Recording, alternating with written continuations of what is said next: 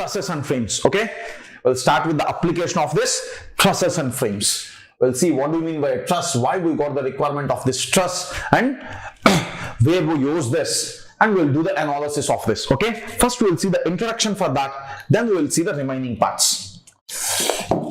So we'll start with a truss.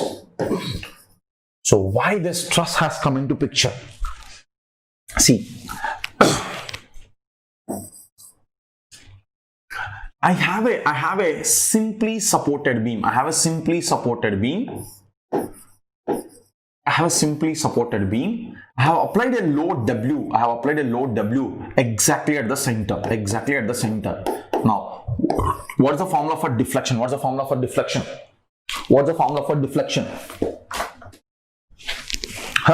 If the load is W, it will be WL by 48 EI. If my memory is correct, this is the one, 48 EI. WL by 48 EI. So what's the problem? What's the issue with this is my deflection. What is this delta means? What is this delta means? It is how the beam is going to bend. The beam is going to bend like this. And this deflection. This is the deflection delta. If the beam in your house or maybe the bridge, if it bends like this, this is very dangerous for us, right? Yes, there will be deflections in every beam, but there will be very less. If they are not less, it is really dangerous. It will fail soon, right? So, but this load delta is directly proportional to what? This deflection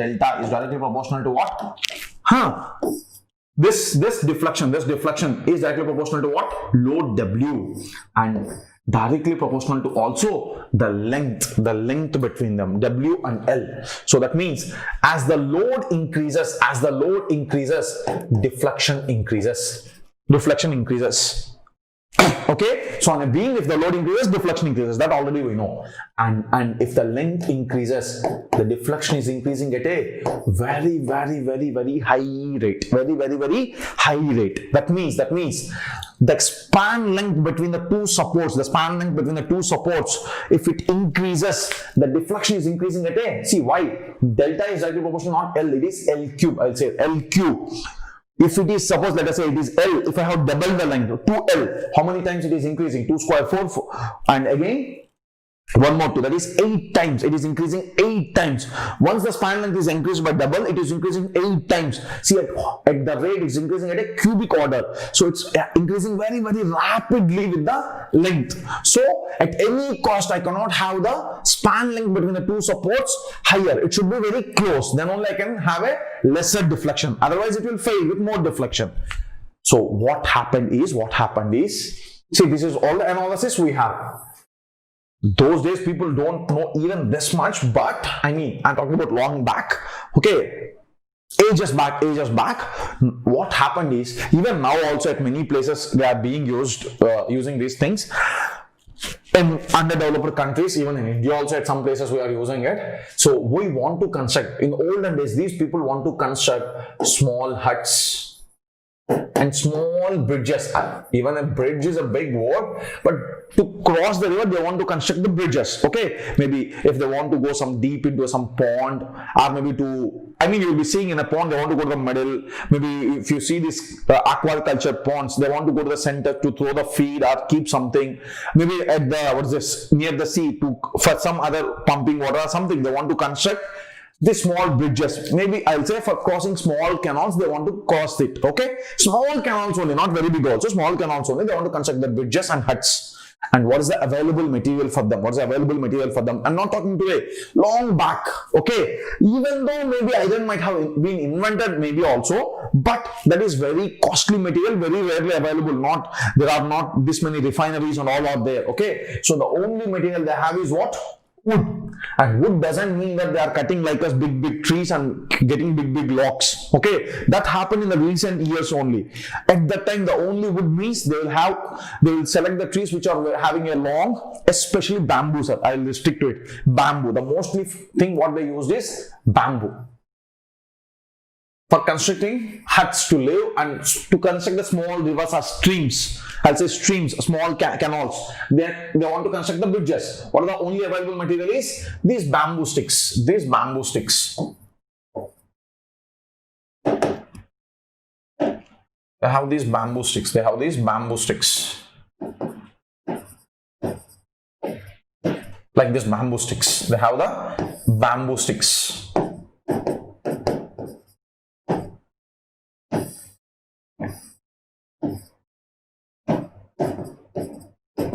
Bamboo sticks. Now, how to attach these bamboo sticks? Okay, how to attach these bamboo sticks?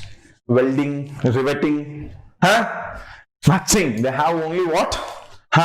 There are two options. One is hay thread. The hay, whatever this there, the grass, dried grass, we call it as not grass. I'll say the crop, the paddy crop grass is there, right? Long ones, right? So you dry them and make into thread. Or bark of the tree, maybe the coconut one they can make. Even they don't know that much. They used to use, even nowadays also I've seen in my villages, they go with what? Bark. What do you mean by bark? They will take this fresh, any plants, they'll peel the skin of that plants, right? So that bark, that's called as what? Not the dog shout, bark. Some bark threads, okay? Some bark threads. Bark, okay? So they have these two. With these bamboo sticks and this bark, they want to construct their huts and bridges. Okay. Now, please all of you see here. See, I have a river stream like this. I have a river stream going like this. Now they want to construct their bridges. What to do? So they tried, sir. They tried. See, what's the problem happening is if they take long sticks, whatever is available, what happens with bamboo stick? If you go to the middle, it will start bending like this. If you take a long bamboo stick, what happens if you take a long bamboo stick? After going to the middle, if the person walks on this to the middle, what happens? It will bend like this. So I cannot go with length because as the length increases, what is happening? The deflection is increasing at a very high rate. It's a very high rate. I cannot go with that. See, if they want to construct, see, suppose let us say they kept a pole here, one more pole here, and they tied like this. One bamboo stick, one more bamboo stick, one more bamboo stick. They tied with the bark. Now what's happening? Now the length is increasing. As the length increases, when the person comes here, the span length is how much? From here to here, it's very high. So what's happening? See, it's 3 times increased now. It is getting like this and it will fail. Definitely it will fail. So this way of possibility of increasing the length is not there. Now how to increase it? The major problem they have is how to increase the span, how to construct the bridge from this end to this end, how to construct those small huts or these things, so that what will happen? They should not bend, they should be rigid, they should be strong. See, they should not be even a small thing, they should be like a rigid body, they should not have any bending. They'll have small deflections, that is there because we cannot have a perfect rigid body, but they want them to be almost rigid. How to get it? Right? Now please all of you see here what they did is, how they got the idea and all I don't know, sir. What they did is, listen. This is the one bamboo stick. They placed another bamboo stick like this. This is one bamboo stick. They placed one more bamboo stick like this. With that bark, they attach like this. Listen. This is one bamboo stick. This is another bamboo stick. They tied a thread to it. Still, even though you tie a thread to it, even though you tie a thread to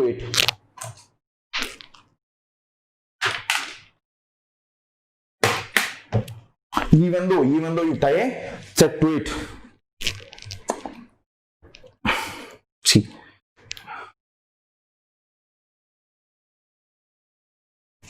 hope this fellow is not watching the class today.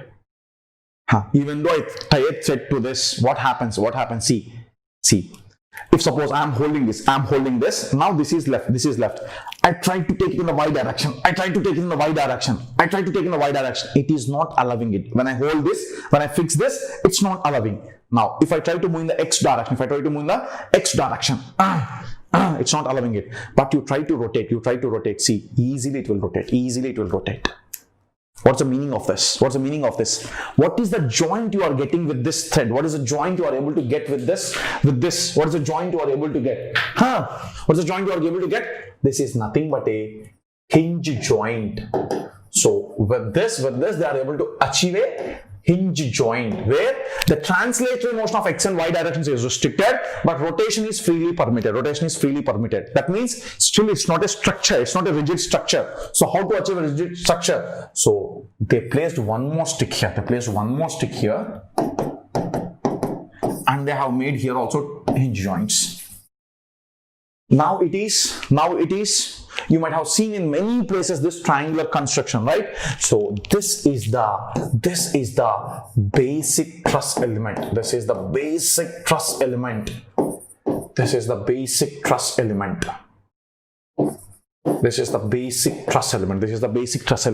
And with the help of this, they started constructing. How they did it? See, how they did it. This is the basic truss element. How they got it? Listen here. You keep a stick like this, you keep one more stick like this, you keep one more stick like this. Now, see, this is all I'm keeping into earth.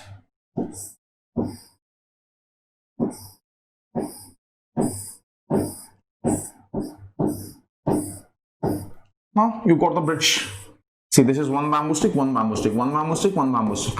These are the bamboo sticks. Now the span length between each support is very, very less. I'm not increasing the length, and they are rigid. They are rigid because of this. See, now nothing will move. Everything is like a rigid member, right? So that triangle, what is this? This triangular element is nothing but known as the basic truss element, and they define the truss from it. Now we will define the truss from it. So what's a truss? Truss is a triangular framework of truss is, see, how are the bars? First, let me come for it. If I go with long bars, what's happening? The deflection is very more. So I'm going only with a short bars. So short rigid elements are bars. Connected by what joints? Hinge joint. Short elements are bars connected by hinge joints to form a, what is this? To form a triangular framework. Listen to me. What's the definition of the truss? Small,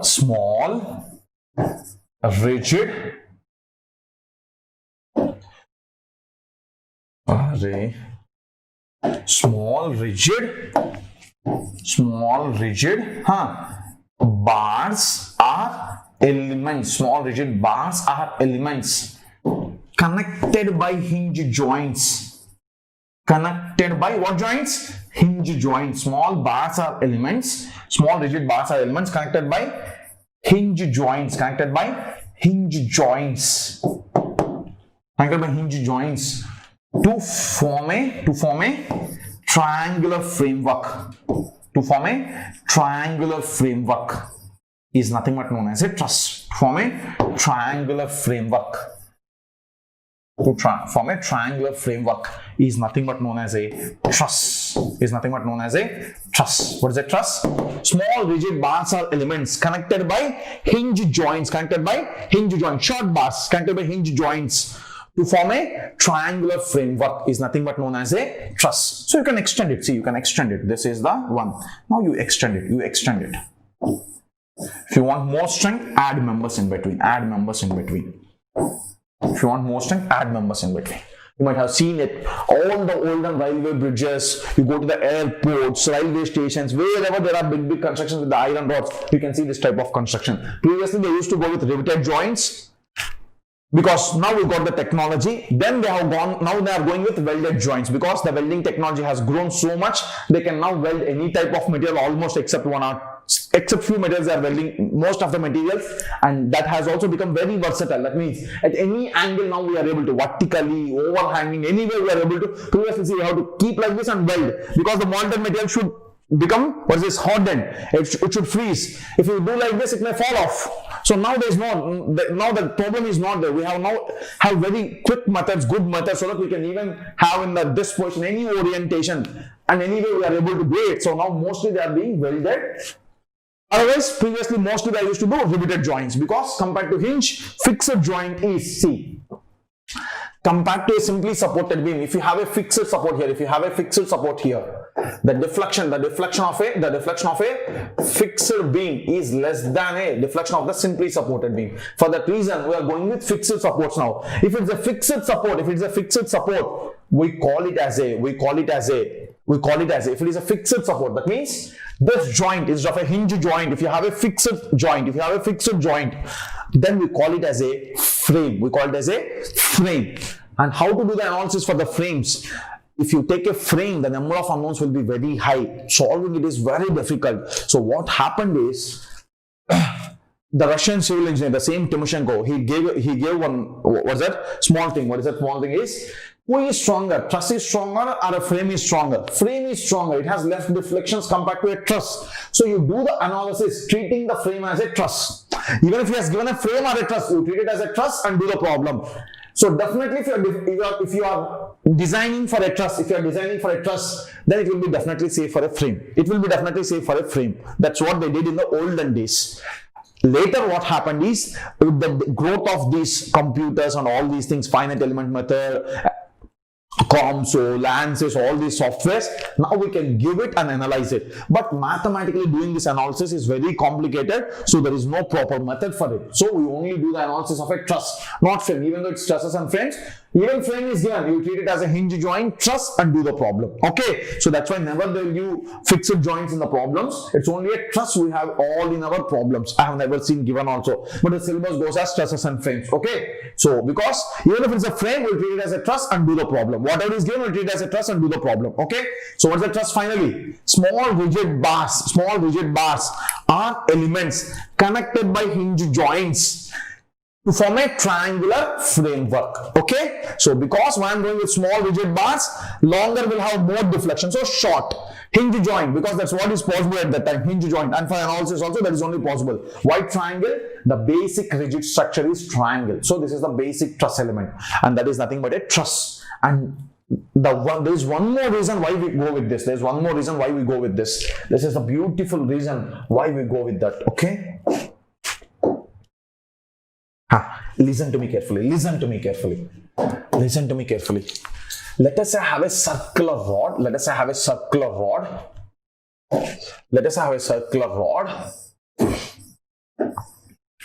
I applied an axial load P on this. So the stress is how much? The axial stress, either tensile or compressive, anything, is how much? P by A. And how is the stress distributed? Over the cross section? Cut it. You have a circular cross section. How is the stress distributed? Everywhere the stress is distributed uniformly, except at this edges. How and all you will see in SOMs, or this I will explain in SOM and design. I am not going to tell why it is like that or not. Stress is not my issue, but I am going to tell how that is beneficial only for this. Okay, in your strength of materials, when you have done BTech second year, you might have seen it. Okay, so the stress is everywhere uniformly distributed, except at the end conditions, neglecting end effects. Okay, so the stress everywhere is how much? P by A, and it is distributed uniformly. All over the cross section, it is distributed uniformly. Now listen. If suppose instead of applying the load like this, this is a simply supported beam, and I kept a load here like this. If I kept a load like this, P. What happens if I kept a load like this, P? This beam will have two types of effects, that is shear force and bending moment. You will have two things in the shear force and bending moment. So because of this shear force, there will be a shear stress, and because of this bending moment, there will be a bending stress. So it will induce two types of stresses into it. What is this? Shear stress and bending stress. So what's the formula for shear stress? That tau by J equal to some, shear stress small tau is equal to some formula is there. Ix by Ay and all these things. I'm not going for it, but I will go with the distribution. How is it distributed? This is axial stress. This is what stress? Axial stress. How is the shear stress distributed? In the beam? If you take the cross section, how is the shear stress distributed?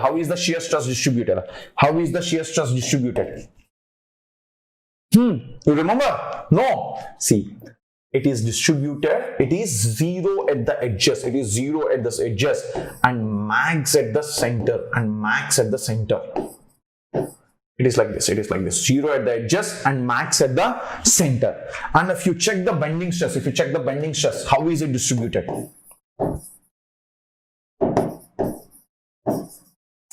I am not even understanding whether you know this or don't know this. Happily, everybody is sitting before this computer or phone. You teacher will be happily enjoying it. How is the bending stress distributed?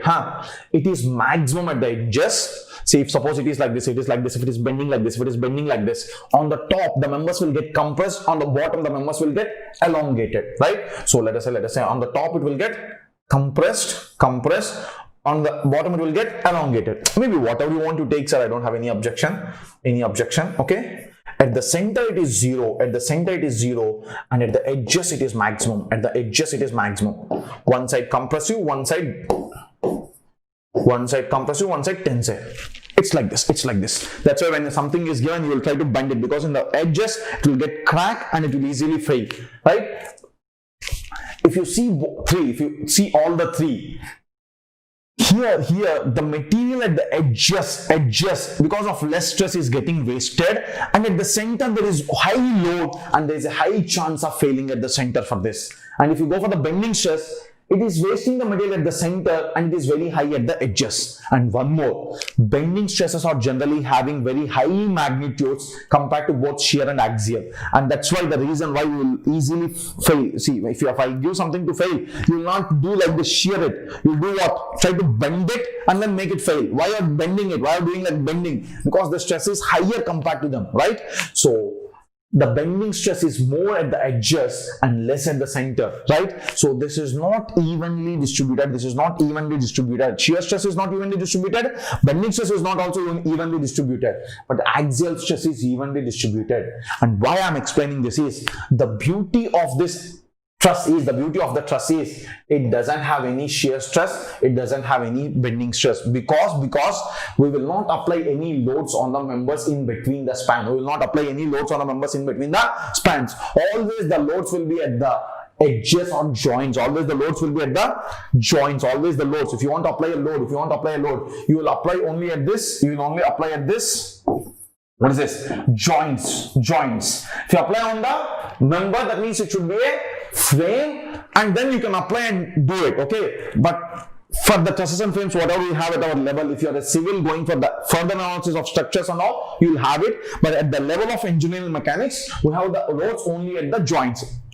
When we go to the analysis tomorrow, I will say the assumptions. At that time, I will tell those assumptions also. As we are only applying there, as we are only applying at the points, we don't have any loads in between the span, and the load is only at the edges. And because of that, the load will be either a tensile load or a compressive load. How is it happening? I will show you the proof. Tomorrow, at the end of the analysis, I will show the proof why it is only axial stress, why you are only getting the either compressive or tensile stress, axial stress, and why we are not having this. Okay, so this I cannot show because we are not having any load on the member. We don't have these two. We have only axial stress. As it is only axial stress, the material is wasted in both these cases, but here the material is not getting wasted. That's the reason why we go with I-section beams. Maybe I don't know whether you know this or not. This is the reason why we go with I-section beams. Why? Bending stresses are higher magnitude. I want more material at the edges. Axial stresses are low, shear stresses are low, I have less here. That's why we prefer I-section. So we say I-section is the economical section. Why? Because the material is not getting wasted. It's the most economic section. Why? Because the material is not getting wasted. More bending stresses values are here at the edges, so more material there. Shear stress values are more at the center, but compared to bending stresses, they are less, so less material here. That's why it's called as economical section. That's called as economical cross section, I-section. Maybe if you are not seeing in the strength of materials, you will see that. Okay, so that's why I prefer trusses, because there is no shear stress, there is no bending stress. The only stress is axial stress. So what are the beauties of this? As we are going only with short bars, they are comparatively rigid than the longer bars. So short bars are connected by what joints? Hinge joints to form a triangular framework. Triangle is a rigid. Okay, what happens if it is only 2? It's moving. If there is 4 also, it will start moving. Maybe mechanical people, if you are done with Tom, you can see this is nothing but what? If there are hinge joints, it's nothing but a mechanism, right? So if it is fixed, there are conditions and all, I'm not going with that. But 4 are there, it's not a truss, it's not a structure, it's not a structure. Only when 3 are there like this, it's a structure, it's a structure. There is no relative motion, there is no relative motion between the parts. So it's a structure. So always we should have a triangular framework. Small rigid bars are elements connected by hinge joints to form a triangular framework. That's why it's a structure. It's nothing but known as a truss. So this is the reason why we go with trusses. They are the most, with the short bars, you can get big bridges, huts, even anything you can construct with them. You can see all olden bridges of railways, there will be only a truss. Okay. So, and the beauty of them is what? There is no shear or bending stress in it. The only stress in the members is axial stress. Okay. So we have the next part, that is analysis of a truss. Okay, so that analysis, assumptions, analysis of the truss. So with this, we are done with the introduction to truss. So analysis of truss. Then there are 3 varieties of problems, like method of joints, zero force members, and method of sections. Okay, hope you have gained some knowledge from my lecture. If you feel so, please subscribe to the channel. Please leave your valuable feedback and doubts in the comment section. For my complete video lecture series, enroll in OCTEMY. Thank you. Let's catch you soon in OCTEMY. Have a good day.